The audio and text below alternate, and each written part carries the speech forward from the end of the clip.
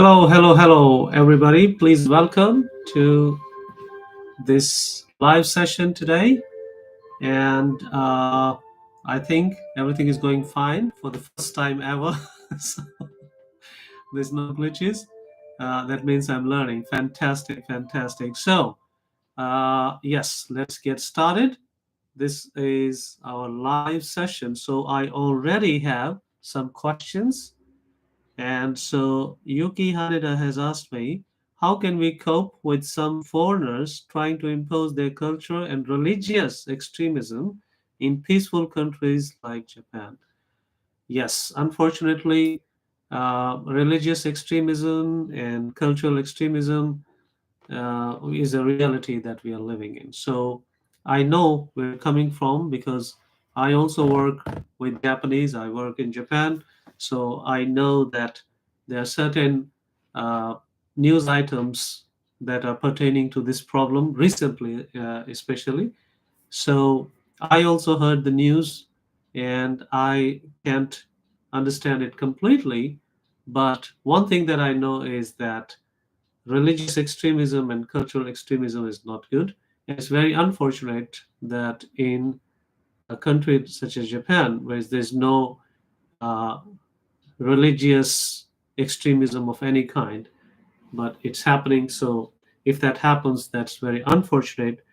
As for how we can cope with this kind of things is, well, as a citizen, you need help. Yeah, so you can go to the police. You can I also saw that, by the way, when I was studying in the UK. I saw that there are certain elements in, I think, in almost every society. They have these uh, religious extremists and cultural extremists who try to, impose their worldview on everybody around them. And I think the only solution to that is education. Education can help a lot in understanding that just because I believe in this does not necessarily mean that it is the truth. So, education, and that to scientific temper, education with a scientific temper, not a religious temper. I'm a science channel, so I'm not going to go deep into that. But yes, wherever there is less scientific inquiry and scientific temper, you will have more of these religious and cultural extremists trying to create problems in the society. But according to their own way of thinking, they're actually bringing the society to betterment. But that's not true. And that's all I had to say in here. Then the next question we have is from Ritu Williams.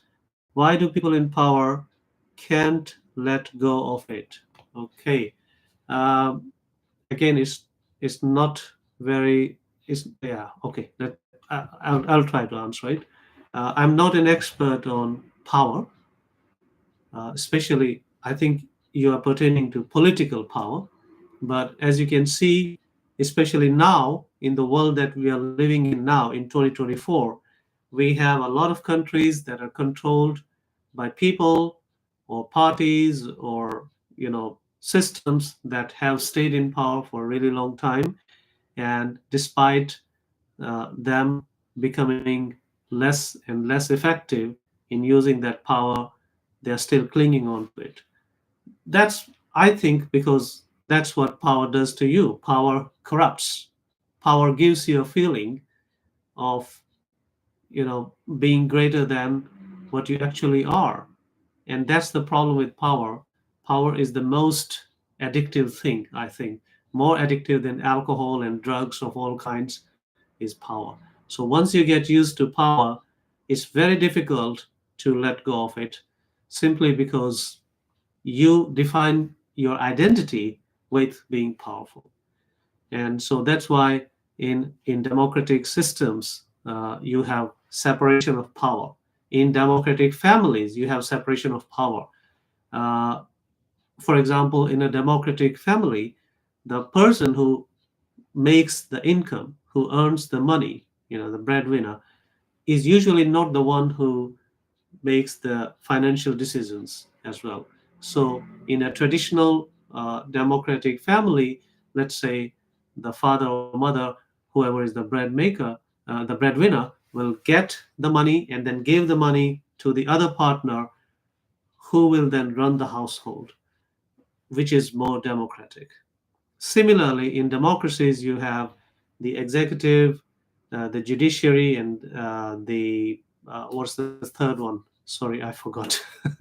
The executive, the judiciary, and the uh, what are the three pillars of democracy? Yeah, three pillars of democracy.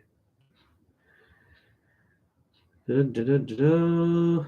Legislature, yes. So legislature is people who make laws, in your parliaments, in your houses of Congress, and then you have executive, the police, and the administration system, and then you have judiciary, the judges, the court system. Why do we have this separation of power? Because we know that power can be dangerous. So, unfortunately, for example, in America, Joe Biden, very, very old, I think more than 80 years old, we can see that he can barely stand. But the system that they have makes sure that even if that kind of person is in the seat of power, there are people to help so that the whole democratic system could be, you know, maintained. But you're right; they can find a better person. Similarly, we have a lot of people who are very, very old, who can barely speak or who can barely walk, but they still cling to power because they don't know how to transfer the power to the next generation within their parties or within their companies or within their systems. That also is one reason, but I think it's bad. And that's why this idea that you can't be a president for more than two terms in America and in many other countries, even though they don't have a set limit on the number of times or the number of years or number of whatever you can stay in power, there is, uh, a loose system of ideals, of directives that direct the society in saying, yeah, well, you have been the prime minister long enough, you have been the president long enough, now it's time to step down, even though you are still very popular, and give way to the others. So that way, not clinging to power helps democracy. Anyways, moving on, we have from Gaming Charizard, how did people in Stone Age survive as they didn't have clean water? Oh, that's a very good question, Gaming Charizard. Well, uh, as as far as we know, there's something called the relative immunity. So what happens is, this is believed that as we become more and more clean, as we get more and more away from unclean water or unclean food, what it does is it also puts the guard down of the system inside of our body, our immune system, that helps us fight those problems. So people in Stone Age, and let alone people in Stone Age, because in Stone Age you didn't have much pollution, much things to pollute the water, for example. So as long as you can go to a spring, or you have access to moving water. So moving water is very, very good, because when water moves, impurities can stay. So moving water automatically is much cleaner than, for example, water in a pond, for example, or water in a constrained space where uh, harmful bacteria and other microorganisms have chance to grow and lay eggs and multiply. Parasites can multiply and then they can get into your body and create havoc.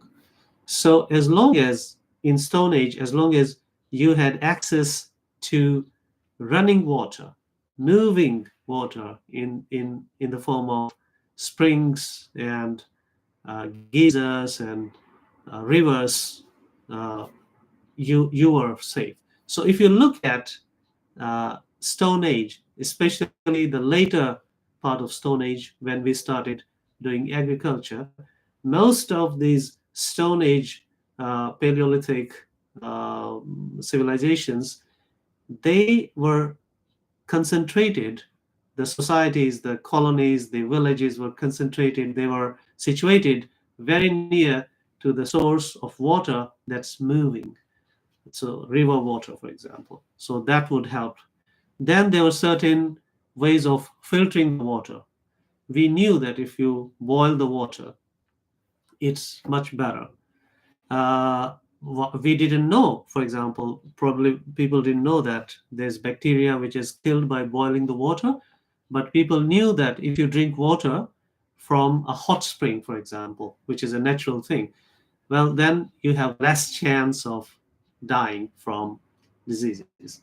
If you drink beer, there was a case of many people dying in London, except for a small district in Soho, because the people in that certain area of Soho were drinking beer and the rest of London was drinking water. So these flus and disease were spreading uh, from water, but these people were drinking beer. So, anyways, that's much later. Uh, Going back to Stone Age, yes. So one good thing is as long you have access to moving water will make sure that you don't get bad water. Then secondly, they also knew just by the simple law of people dying doing something, and then certain people not dying doing something. People knew that if we drink hot water, if we drink moving water, if we for example filter the water through certain stones, uh, coal, for example, charcoal. If you pass the water through charcoal and drink, somehow you don't die. So those kind of things were there. But these are only guesses. These are only at best guesses. Uh, Also, as late as, let's say, 50 years ago, for example, in rural parts of Africa or other developing countries, even today you still don't have in a lot of places in the world, in cities, in big cities, you don't have clean drinking water available to millions of people. How do they cope up with that? Well, those who can afford to filter the water using various mechanisms, they can. But those who can't, they still find a way to, then their body gets more used to getting these pollutants in the body, and it tries to fight back. The same goes for food, by the way. We were eating a lot of food that was not cleaned thoroughly. That, but so the body had immunity. The body developed, mechanisms to fight back against the soil that goes into your body along with the food. But now, because we are getting more and more cleaner foods every day, our natural ability to then fight back also decreased. And so this things is also responsible for us today. Most people are very, very unimmune. They can't protect themselves even when there's a small change in water.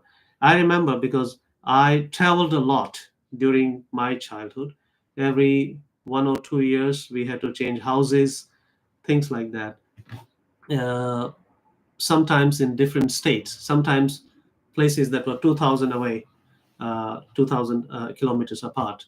So, what that did to me, at least, I would like to think, is it makes you get used to the different types of waters that are available, different types of foods that are available in different parts of the country. So, but those who stay only in one place all through their life, let's say, obviously they will have less mechanisms, immune system mechanisms in the body to fight against change in the water systems. So that's the long answer to your rather interesting questions. Okay, anybody else want to ask? They can type in the chat. In the meantime, I would like to talk about this new book that I've just finished. It's called Da Vinci, Leonardo da Vinci, and it's a biography of Leonardo da Vinci, written by a very famous biographer who also has done a biography of Steve Jobs. What's his name? Uh, just give me 1 second. I'm really, really bad with names, so my apologies to. Wait a second. Okay.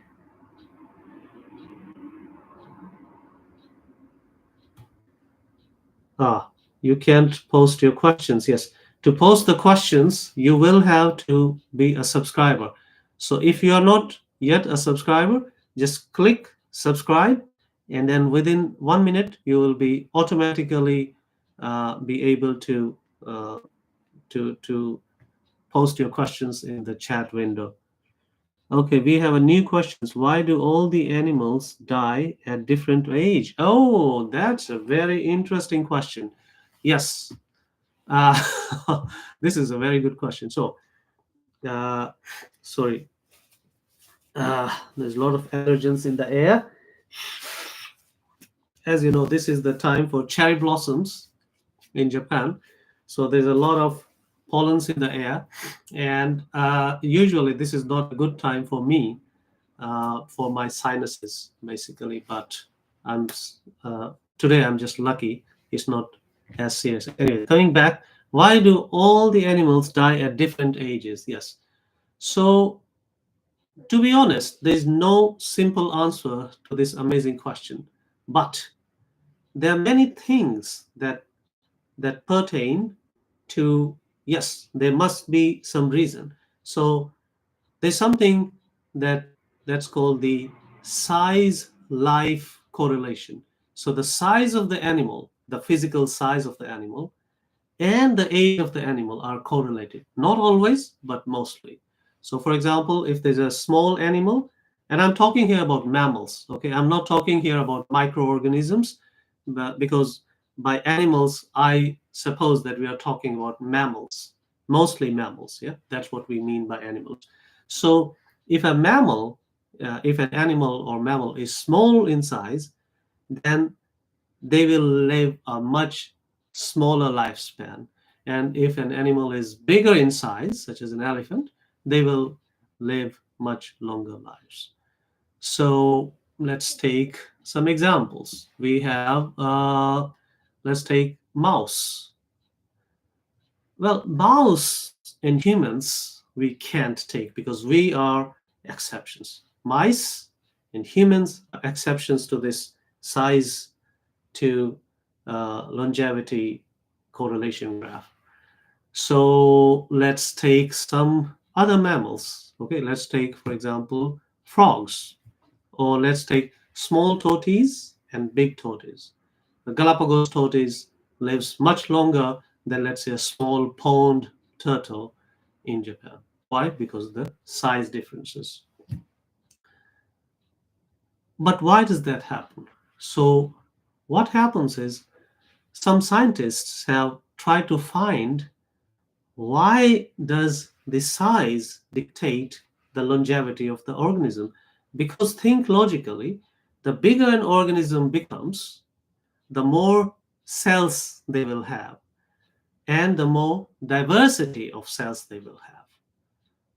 So that means there's a higher chance of failure because you have more organs, not necessarily more organs, but more cells definitely, and more diversity of cells because size, increase in size, well, you'll have to then diversify your cells. You'll have to make your skin thicker, for example, compared to a smaller organism. You will have to do certain activities such as pumping blood throughout your body. So you need a blood circulation system that is that has a much that needs much diversification of cells than compared to a small animal, for example. So because we have more diversity of cells, and because we have more number of cells in a bigger organism, that means the probability of this bigger organism dying is should be more than the probability of a smaller organism dying, because simply there are more cells and more number of cells and more different types of cells in a bigger organism. So even if one type of cell or in one part of the body the cells die, well, then the whole system, the whole organism uh, will possibly collapse. But in reality, that doesn't happen. So why does that not happen? Well, it has to do with mitochondria. The way your mitochondria processes foods and generates energy is the reason why different organisms live different lifespans. Definitely uh, in terms of humans having a longer lifespan, because if you look at the mass body mass ratio uh, to compared to, let's say, elephants and whales and others, you will find that if you just look at the total mass of an average human, we should not live beyond, let's say, 35 years. But uh, in all cultures, you find that people easily live beyond 85. In fact, 85, not everybody, but you can find a lot of people who live comfortably until the age of 85. Uh, where I live in Japan, it's not very difficult to find people who are actively in the sense they are doing farming, they are riding bicycles, they are, doing doctoring and whatnot. They are doing their jobs, not full time, but they are still doing their jobs, being active, going to places, doing their own shopping, and it's very easy to find someone who is more than 95 years old, who is more than 100 years old in a supermarket all by themselves. But yes, we can say that 80, 85 is easily livable today, especially today when we have access to cheap and affordable and high quality medicines that can make your lifespan longer. So humans and rats or mice are an anomaly in that graph, and it is more to do with how your system, especially the mitochondria, processes food and generates energy and maintains the system rather than just size. But I can go in further detail, but let's stop it here, and probably when I go on to make a dedicated video on this topic, we can talk in more details. But a very, very good question. So basically, uh, if you are curious about making your lifespan longer as humans, well, do things that help your mitochondria. What things help your mitochondria? Well, if you generate your energy more effectively, if you want to generate energy more effectively in your mitochondria, then eat natural foods as much as possible, but try to avoid things that are unnatural. Okay, so that's the short of this amazing, amazing question. Anybody else? Any questions? Please feel free to type. Okay, now, yes, I was talking. In the meantime, let's go back to our main topic, which is Da Vinci. And to be honest, I thought I know a lot about Leonardo da Vinci, but after reading this book, it's a very famous biographer. He has done biographies of, yeah, I think Einstein and Newton and Steve Jobs, I think, as well, and Elon Musk. His name is, just give me 1 second, Walter Isaacson. Yes, that's the guy's name. So this is a biography of Leonardo da Vinci by Walter Isaacson, and it's fascinating. Uh, Initially, I thought that there's not much to know because I thought, what else are they going to talk about apart from this famous painting of this lady, the Mona Lisa, and a few other things such as the model of a helicopter and certain sketches that he drew of human anatomy. What else is there? But I was flabbergasted. I was just surprised at the intellect of the guy.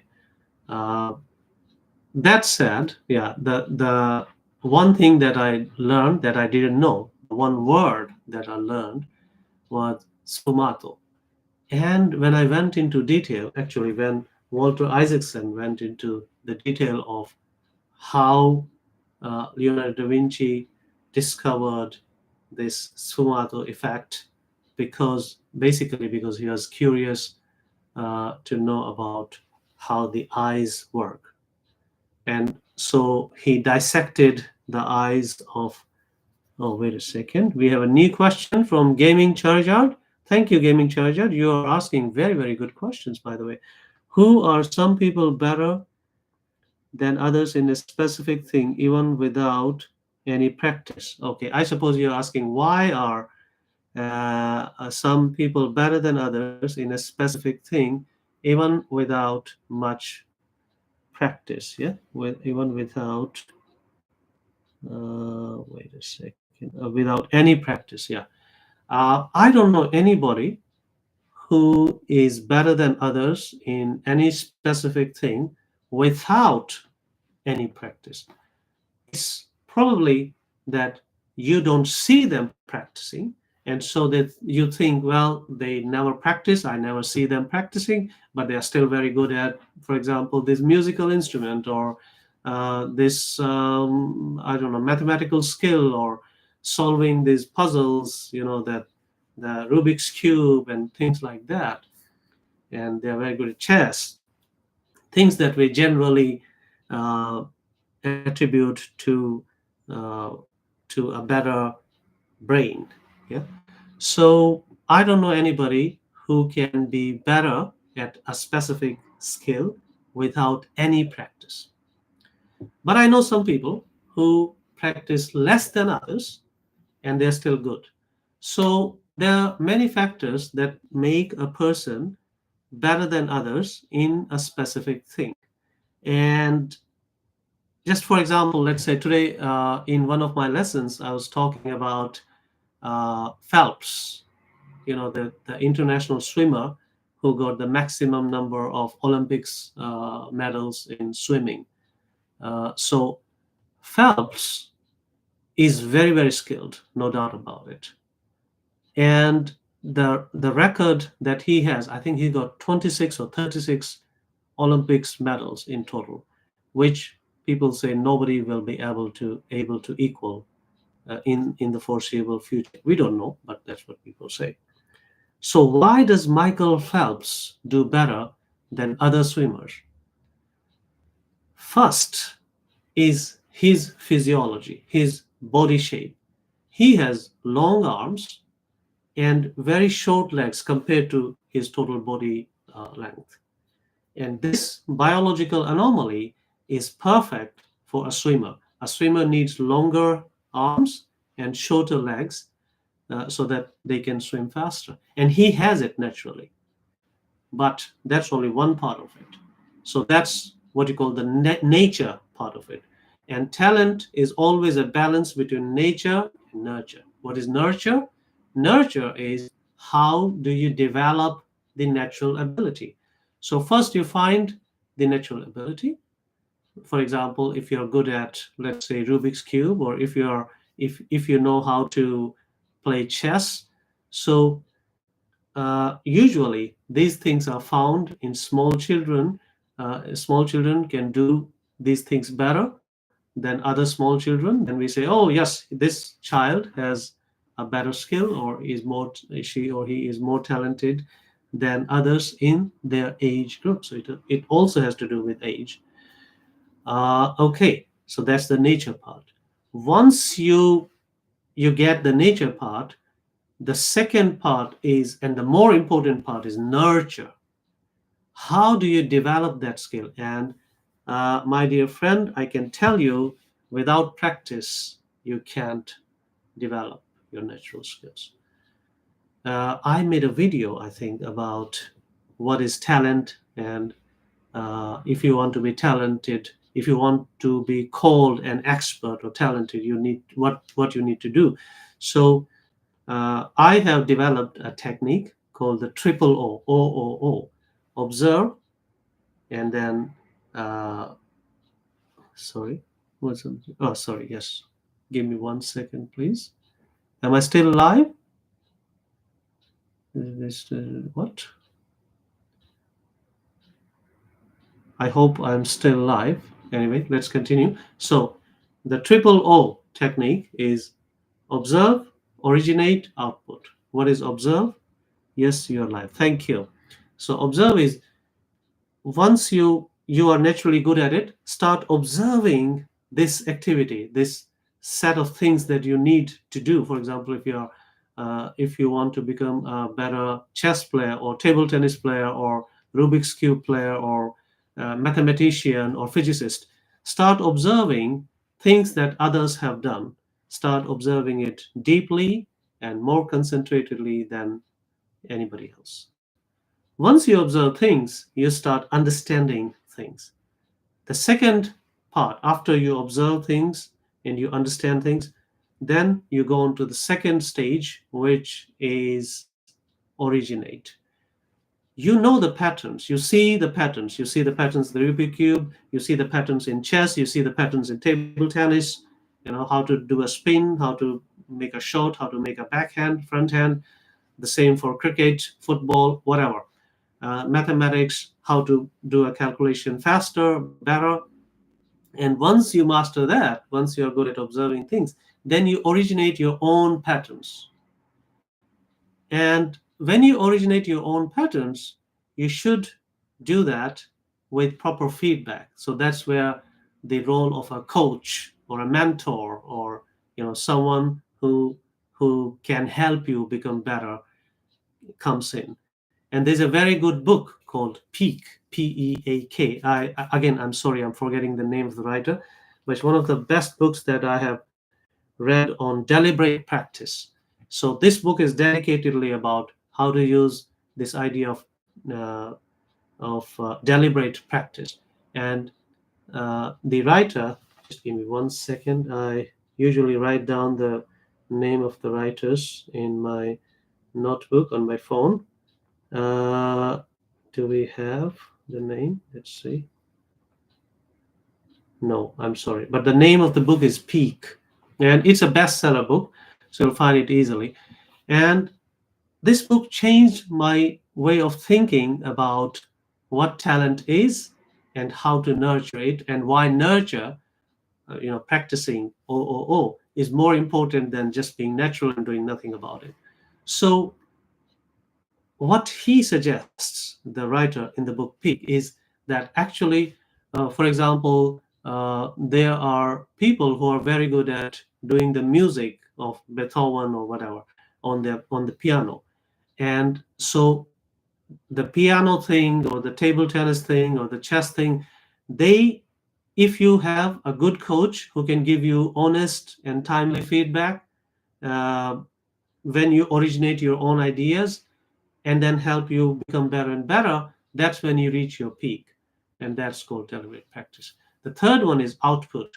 Output means you should be fearless in then showing what you have originated to the world, not only to your friends and family, not only to your coach, not only to those that like you and that want you to improve, but also you output your patterns, your new patterns, in front of those that don't like you, because that's where the rubber hits the road.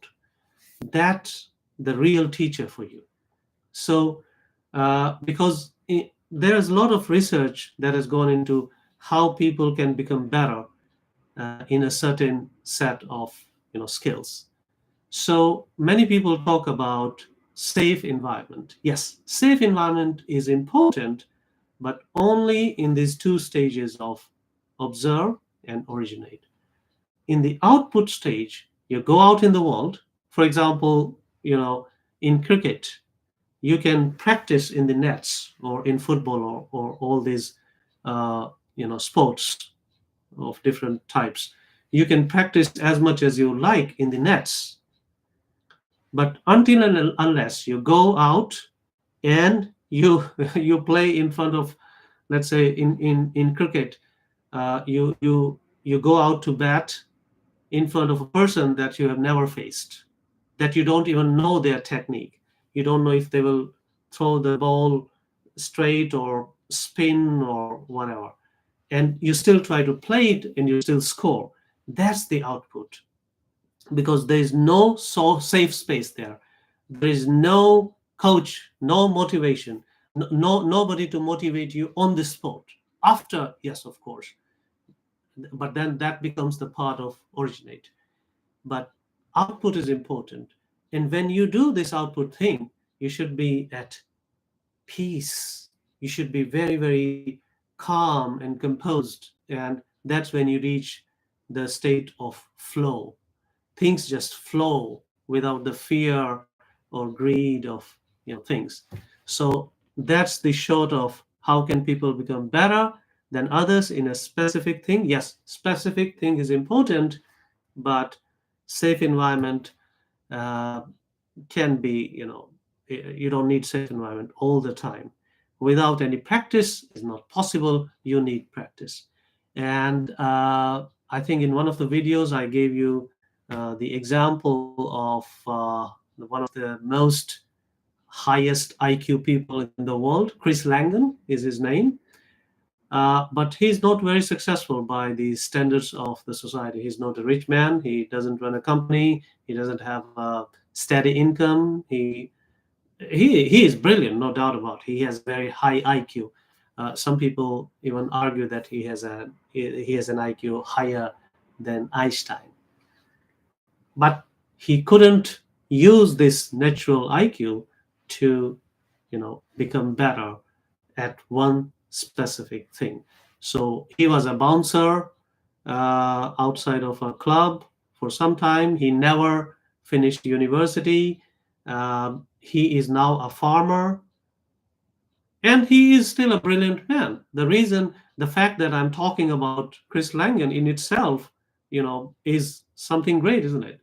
But then you have Bill Gates, who wasn't as he didn't have as high IQ as Chris Langan, but he became very successful. Of course, luck plays a part, but apart from luck, which is, by the way, 80% of the reason why you're successful, this 20% of the part, you need to learn things. You need to practice and practice and practice and practice and practice without any fear or any greed of becoming richer or things like that. If you're doing programming, for example, Bill Gates became better at programming because he was just passionate about it. So find your passion. That's number one. Find your true nature. That and then see if your passion and your natural state uh, go together. And if they do, then just practice and practice and practice. Some people say 10,000 hour rule. You must have heard about 10,000 hour rule. I read about in a book by this amazing guy. Again, I'm really bad at names. Uh, Malcolm Gladwell. Yes, Malcolm Gladwell talked about the 10,000 hour rule in one of his books. And I was a big fan of Malcolm Gladwell before I read Daniel Kahneman's book, Thinking Fast and Slow. Because once you then start reading books like Thinking Fast and Slow and such academic books, you then find out that Malcolm Gladwell's books are just the popular version, not always accurate, but they are very good stories. And stories, as you know, have limits. They're not always true, and they are not always factual. But anyway, it's a great way of. I highly recommend Malcolm Gladwell's books to anybody who is interested in understanding these things, such as Mr. Gaming guy, Gaming Charijad here. Uh, okay, so I hope I was able to give you a little bit of uh, the answer to this rather layered question, a very good question indeed. So without practicing, it's not possible. Even if you're highly talented, even if you are born to do things, even if Michael Phelps, the all-time highest Olympics medals winner, even if he had not put in his hours and hours and hours and hours of practice day in and day out, he has a set routine. There's a very good book called The Power of Habit. And who is the writer of that book? Duhigg. Duhigg. Okay, Charles Duhigg is the writer of this amazing book, The Power of Habit. And he talks about Michael Phelps' routine. Every single day, Michael Phelps wakes up at a certain time. I don't remember exactly what time, but he wakes up at a certain time. He eats the same breakfast. He listens to the same song on his phone or iPod or whatever. He goes through the same stretching exercises. Then, exactly at the same time every day, he goes to the pool. He practices in the pool, whose water temperature is a specific degree Celsius. And then he does so many laps every day at a certain time in a certain place.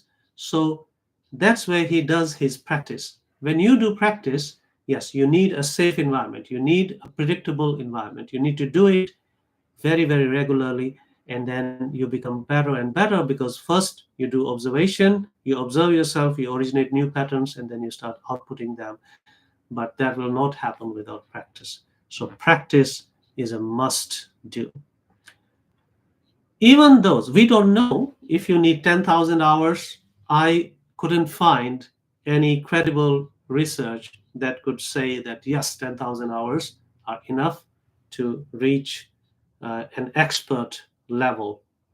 But what I found was that to retain, if and when you reach your level of expertise, just to retain your level of expertise, you need to spend about 10 hours a day on average, every day, by the way. So that's like 200 hours a month. Between 200 and 250 hours a month, you need to spend on doing the same thing: observe, originate, output. By the way, it's not just one way. You output and then you again go next level, observe, and then originate, output, observe, originate, output. So you keep on inventing, you keep on discovering new things in whatever you're doing, and that's the only way to stay on the top. So even to stay on the top, you need to spend about 200 hours a month doing this thing that you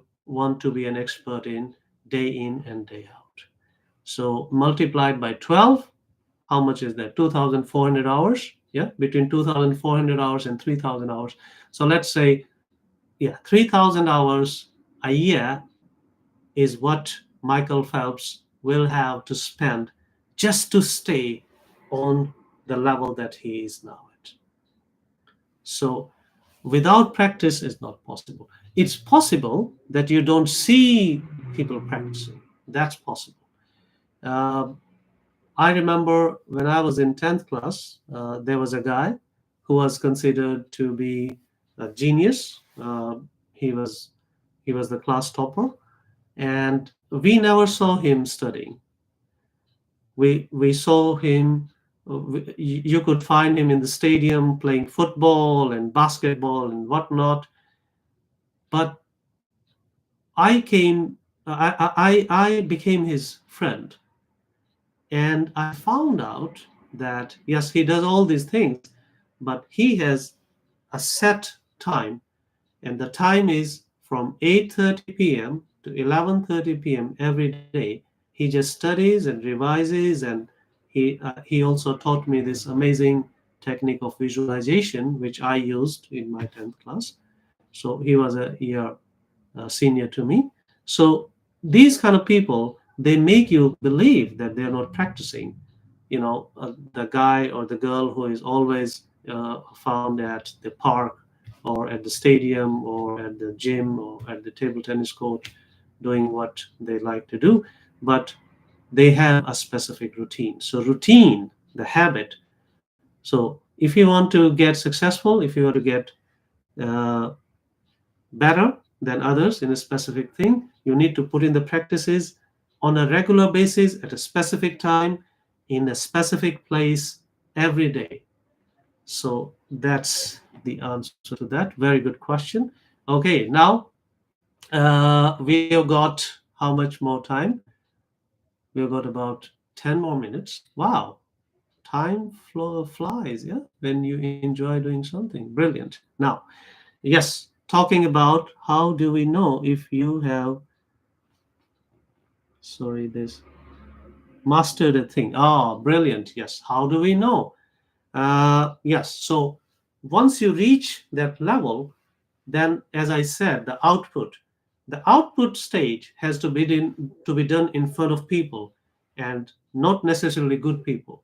I was actually listening to the interview of a very popular comedian, and I was surprised to know that he what he said is unbelievable. He said, when I first went on to an open mic, which is the output stage of it, once you feel, confident enough, then you go to the open mics, and that's where your confidence is shattered. I don't remember his name. I'm really bad with names. But anyway, he's a very, very popular comedian. And so the first time he went to an open mic, he was shredded by the viewers. People were throwing, food things on onto his face, and so things like that. So that's when, if people are clapping, if you do something and people clap or people like, for example, you do something good and you make a video on YouTube and you post it and people like it, yeah, you know that you're doing something better than others, isn't it? And if you get unlikes, what do you call dislike, yeah, is it dislike or unlike, whatever, that means, yeah, people are not liking it. So yes, the people element is important, but not always. For example, if you're very good at solving, let's say, mathematical equations, or if you're like Ramanujan, who was very good at working with number theory, and if you're very good with, let's say, AP and GP and whatnot, higher mathematics, then if you put it out to people, maybe 99% will not understand it. But those who understand, do they like it or not? Do they come to you and say, oh, yeah, it was good? So that's important. So, how do you know if you have mastered a thing? Well, you go out to the larger world and you display what you have on offer, and you see either the feedback from the experts if it's a very specific field of mastery, or to the general public if it's something like singing or dancing or playing a musical instrument such as a guitar, things like, or these uh, BGT kind of things, Britain Got Talent, or Super Skill, or all of these TV programs that you see on TV. So they give you a very good chance of finding open things like open mic, things like open trials, for example. So they give you a very good opportunity. But initially, if you are doing better, if you have mastered a thing, by the time you have come to the stage of mastering the thing, you already have, graduated through a certain number of hurdles. You already have passed a lot of hurdles on the way to, at least uh, going for that master thing.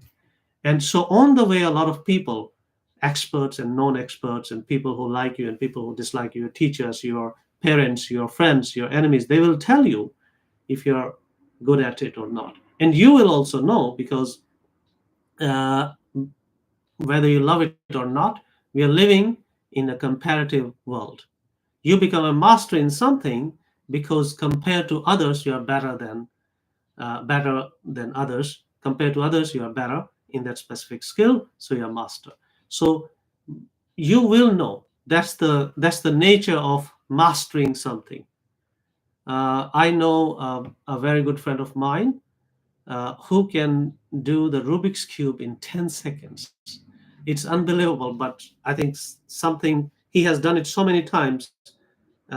He told me that he spent between his junior high school and university. He was doing it for whenever he had free time in a car, train, airplane, whatever, in an open field. He was just having this Rubik's Cube with him. And he actually had a beat up Rubik's Cube that he had with him for a really long time. And he had just kept it for good luck. It was his good luck charm. So it's fascinating to know that actually I myself have done. I can't I can do Rubik's cube, but maybe it will take me half an hour. I can do chess, but I yeah. If you go on the AI thing, I can't defeat the AI beyond 11 years, 11 and a half years old, for example. Sometimes I can draw, I can get a draw, but I can't because I'm not a master in that. But this guy, the Rubik's Cube guy, he can do it in 10 seconds. He knows because I'm there to see it. And compared to me, he's better. Then compared to someone else, he's better. Compared to someone else, he's even better. So you comparatively, when you become better than others, yes, you gain a certain level of mastery. So you will know if you have mastered a thing, yes, most probably you already know that you're better than others. But I don't know if you have mastered a thing, because mastered means you stop doing it, and that's never a good thing. So you can say if you have become a master at thing. Yeah, Sachin Tendulkar, uh, probably the greatest cricket player in the world. He was called the Master Blaster. Why? Because at the age of 16, he represented his country. But before representing India on an international cricket match, he must have cleared a lot of, the school level competitions, and then zonal and state, and you know whatnot. So you will come to know, especially in a very competitive thing, uh, where everybody aspires to become a master. Yes, you will find, naturally you'll find, if you have become master or not. Brilliant, brilliant. So, and that leaves us with a little bit of time, 3 4 minutes, or maybe we can extend it to 10 p.m. So we have what, 7 more minutes. Any other questions, anybody? Please feel free to ask, or otherwise I'll wrap this session. uh, Brilliant. Very, very good. So I also got a question on my email. Just give me 1 second. This is the best live session that I had so far. Nothing disconnected. Audio is going fine. Video is going fine. This is just brilliant. So, okay, why does our Earth rotate? Oh, that's a brilliant question. Again, the short answer is we don't know, but yes, it's certainly worth paying attention to, because not only does our Earth rotate, but also all the planets, almost all of the planets, rotate around the sun in the same direction. So one explanation to why does our Earth rotate? Rotate. Sorry, I got your question wrong, I guess. So rotate on its own axis, is what you meant. Is that? I hope that's what you meant. Why does our Earth rotate? Um, Nobody knows, but there are guesses that physicists have made, and the best guess is that we have. So when a planet is forming, because it's not only our Earth that is rotating, all the planets are rotating. So why do planets rotate? Yeah, and not only the planets rotate around their own axis, but also they rotate around the star of the solar system. When the Earth was forming, so gravity is a very slow force, it's a very weak force, as you know. It takes a really, really long time, uh, something like billions of years, to form a lump from, scattered particles. So when the Earth was forming, what happened is, I'm sorry, but the time is up. Is that? I need to spend more time on it. Okay, well, I think I've got a notification on my desktop here which says your time is up. Okay, so I think I have only 1 minute. You got time to wrap up. Okay, so I'll be wrapping it now. Yes, I will start our next session with this question: why does our Earth rotate? And now, because I have time to prepare, I'll hopefully have some pictures here so that I can explain it better. Thank you so much. It was a very, very brilliant session. Thank you. And please go read the book, Leonardo da Vinci by Walter Isaacson. It's a brilliant read. It's a fantastic, fantastic read, especially the sfumato effect. Thank you so much, everybody, and a very, very fantastic time with you guys I spent. A very good night to you. I'll see you in 2 weeks. Until then, bye bye.